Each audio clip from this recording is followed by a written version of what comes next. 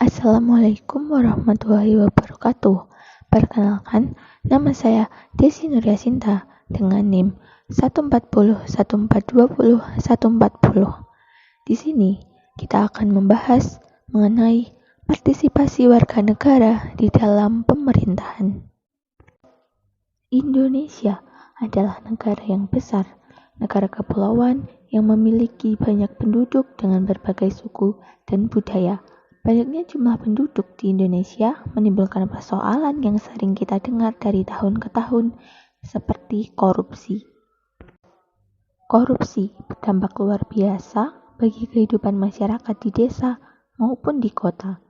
Bisa kita lihat dari beberapa kasus yang sering terjadi, misalnya dana pemerintah yang sudah disiapkan untuk pembangunan ataupun untuk program bantuan kepada masyarakat yang membutuhkan, namun hilang begitu saja ditelan oleh para koruptor.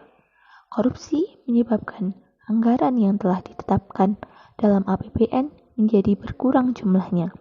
Pajak yang dipungut dari rakyat menjadi sia-sia, karena yang seharusnya dapat digunakan untuk pembangunan negara malah mengalami kerugian yang sangat besar. Partisipasi warga negara. Bentuk keterlibatan masyarakat mulai dari tahap pemberitahuan informasi, konsultasi, dialog, tukar pikiran, musyawarah, menyatakan pendapat, dan interaksi, semuanya merupakan hak asasi warga negara yang dijamin dan dilindungi oleh Undang-Undang Dasar 1945 sebagaimana dimaksud dalam pasal 28E ayat 3 dan 28F Undang-Undang Dasar 1945. Tentu, kita dapat berpikir visioner bahwa kita bisa memanfaatkan generasi muda kita untuk berkontribusi memberantas korupsi yang sedang menjangkit negara kita. Peran pemerintah sangat dibutuhkan dalam rangka mendukung generasi muda untuk menyelaraskan fungsi layaknya KPK. Negara bisa berharap terhadap kalangan muda untuk menyuarakan semangat anti korupsi. Artinya, mereka dapat memberikan doktrin anti korupsi kepada seluruh masyarakat, baik dari kalangan atas sampai kalangan bawah. Tentunya, semua itu tidak lepas dari peran teknologi yang semakin hari semakin berkembang.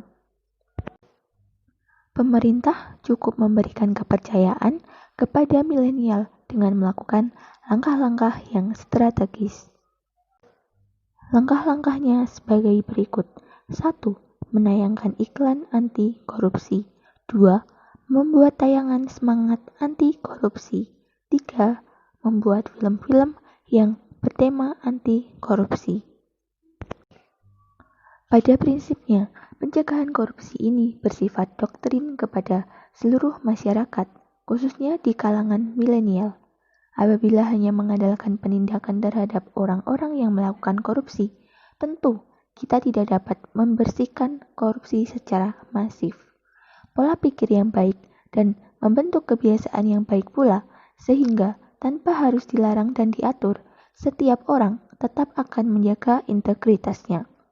Apabila penduduk Indonesia memiliki kebiasaan yang terbentuk dari doktrin yang positif dan memiliki satu visi yang sama untuk memberantas korupsi, bukan hal mustahil. Negara kita akan berhasil menghilangkan korupsi di masa mendatang. Jika budaya korupsi hilang, maka program-program pemerintah akan berjalan sebagaimana mestinya. Pemerintah yang ideal. Yang pertama, harus ada satu pemerintahan yang memiliki kekuatan dan keinginan untuk melakukan reflektivitas organisasi, yakni di mana suatu birokrasi bukan lagi berorientasi pada masa lalu, melainkan membicarakan visi dan misi ke depan.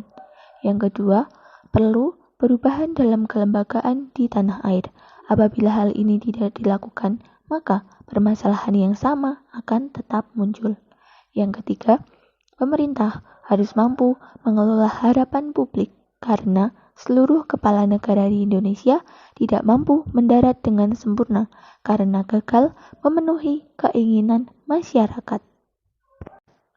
Terima kasih. Wassalamualaikum warahmatullahi wabarakatuh.